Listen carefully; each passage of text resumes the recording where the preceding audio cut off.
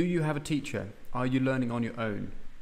There are two different things. If you're learning on your own, this is fine, but it can be difficult sometimes, because if you don't have a teacher, then something that might take you hours to learn might take a few minutes for a teacher to explain to you.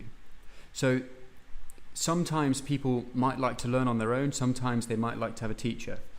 It's up to them, but just so you know, sometimes you might need help. Okay, next, we need to know what to focus on. What are you bad at? What's your weakness? Are you bad at speaking, writing, listening, reading? Which one are you not good at? Once you know this, then you can start to know what to learn. For example, if you're focusing on speaking, you need to know conjunctions, you need to know phrasal verbs, you need to know sentence structure. This is how we put everything together. And knowing this will affect the skills of other areas. So for example, if you're reading, that will show you how sentences are put together and how conjunctions are used. It will also, if you're listening to things, that will show you how phrasal verbs are used. So these are all interlinked and all connected, but they are also in certain areas more than others. Once you know and you've started to focus on these things, you need to practice them, right? So, how to practice? Practicing is very easy and it does not take long. This is one thing all of my students, they have a mental block. They think it takes hours to study. It does not. It takes minutes. I think maximum 5 minutes a day.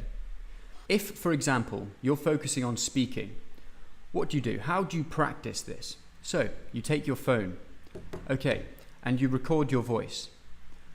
Maybe one sentence in the morning, one sentence in the afternoon, one sentence in the evening.